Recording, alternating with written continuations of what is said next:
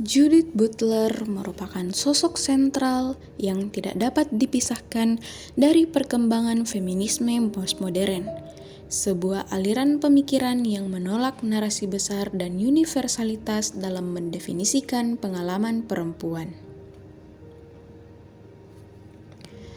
Berbeda dengan feminisme gelombang sebelumnya yang seringkali berfokus pada pencarian kesetaraan hak atau penegasan esensi biologis yang membedakan perempuan dari laki-laki. Butler membawa pendekatan yang lebih radikal dan dekonstruktif. Dalam kerangka feminisme postmodern, ia mempertanyakan keberadaan kategori perempuan itu sendiri sebagai sesuatu yang stabil, alami, atau sudah jadi. Bagi Butler, feminisme tradisional seringkali terjebak dalam jebakan esensialisme, yaitu anggapan bahwa perempuan memiliki sifat atau identitas intrinsik yang mendefinisikan mereka secara inheren. Ia berargumen bahwa klaim universal tentang perempuan justru mengabaikan keragaman pengalaman dan seringkali mengucilkan mereka yang tidak masuk dalam definisi tersebut, seperti perempuan dari latar belakang ras, kelas, atau orientasi seksual yang berbeda. Oleh karena itu, kontribusi utamanya adalah membebaskan feminisme dari ikatan biologis dan mengajaknya untuk berfokus pada bagaimana identitas diproduksi secara sosial melalui wacana dan kekuasaan. Inti dari pemikiran Butler dalam feminisme postmodern tertuang dalam konteks performatif gender yang ia perkenalkan melalui karya monumentalnya Gender Trouble. Dalam pandangan ini, gender bukanlah ekspresi dari identitas internal yang sudah ada sebelumnya, melainkan sebuah efek dari tindakan yang diulang-ulang. Butler meminjam teori speech act dari J.L. Austin dan teori kekuasaan dari Michael Foucault untuk menjelaskan bahwa gender adalah serangkaian perilaku, ucapan, dan gestur yang diulang dalam konteks sosial tertentu yang menciptakan ilusi bahwa gender itu alami dan tetap. Dengan demikian, realitas gender tidak ditemukan di alam, melainkan dibangun melalui bahasa dan praktik sehari-hari. Strategi politiknya dalam kerangka postmodern ini bukan sekedar menuntut pengakuan dalam kategori yang ada, melainkan mengganggu kategori itu sendiri melalui praktik subversif. Jika gender adalah konstruktif yang diulang, maka pengulangan yang berbeda atau gagal dapat membuka celah untuk meruntuhkan dikotomi biner antara laki-laki dan perempuan, sehingga memungkinkan munculnya ekspresi identitas yang lebih cair dan inklusif di luar norma yang membatasi. Lebih jauh lagi, Butler melakukan dekonstruksi yang lebih dalam dengan menantang pemisahan tradisional antara seks dan gender. Dalam pandangan feminisme konvensional, seks sering dianggap sebagai fakta biologis yang mendahului gender.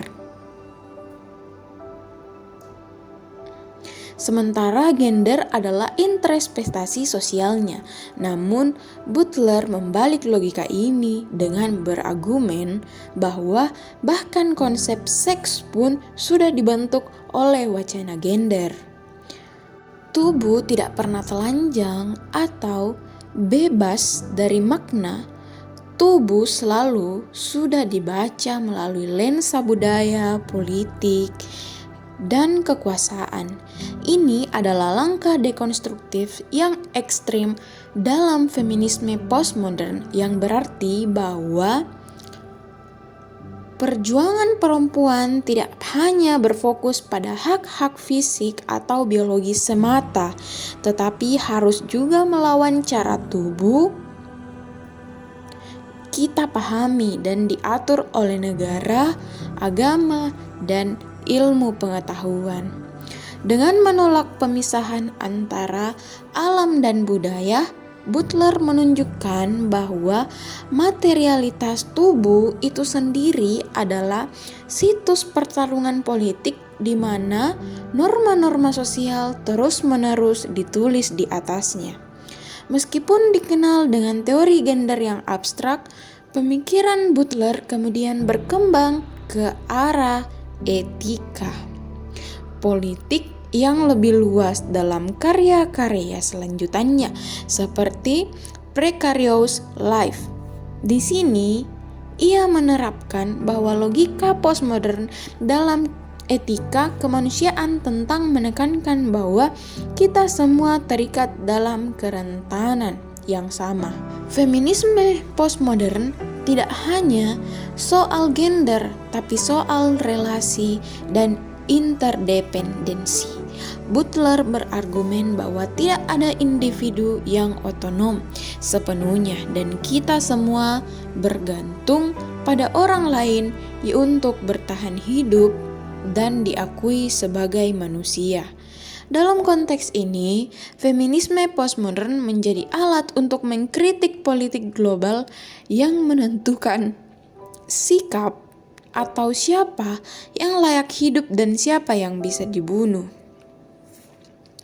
Ia memperkenalkan konsep grievability atau kelayakan untuk dikesampingkan yang mempertanyakan mengapa kematian sebagian orang dianggap sebagai tragedi kemanusiaan sementara kematian orang lain dianggap sebagai statistik perang.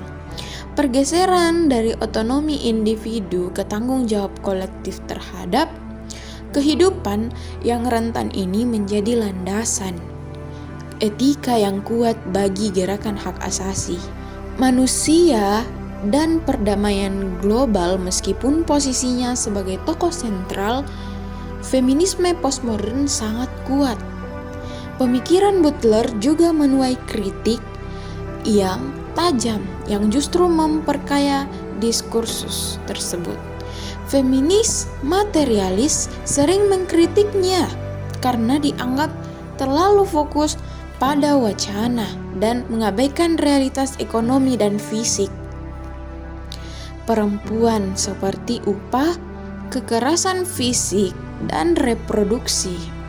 Selain itu, beberapa aktivis merasa bahwa teori Butler terlalu abstrak dan sulit diterjemahkan ke dalam strategi politik praktis untuk kelompok marginal yang paling terdampak. Dalam beberapa tahun terakhir, teori Butler juga sering disalahpahami dalam perdebatan hak transgender, di mana kompleksitas teorinya tentang gender sering kali digunakan oleh pihak yang berseberangan untuk menyangkal realitas biologis. Namun kritik-kritik ini justru menunjukkan vitalitas pemikiran Butler karena ia memaksa feminisme untuk terus berevolusi, tidak nyaman dengan jawaban yang mudah dan selalu mempertanyakan asumsi dasar yang dianggap mutlak. Seluruh keseluruhan, Judith Butler adalah representasi tertinggi dari semangat feminisme postmodern yang mengajarkan bahwa kebenaran tentang transgender bukanlah sesuatu yang ditemukan di alam, melainkan sesuatu yang diperjuangkan dalam wacana. Warisannya terletak pada keberanian untuk membongkar kategori perempuan dan laki-laki sebagai konstruksi kekuasaan, kesadaran bahwa politik harus dimulai dari perubahan cara kita berbicara dan memahami. realitas secara pergeseran dari otonomi hidup tanggung jawab kolektif terhadap kehidupan yang rentan. Dalam dunia yang semakin terfragmentasi dan penuh dengan identitas yang saling bertabrakan, pemikiran Judith Butler memberi kerangka kerja yang penting bagi feminisme kontemporer. Ia mengingatkan bahwa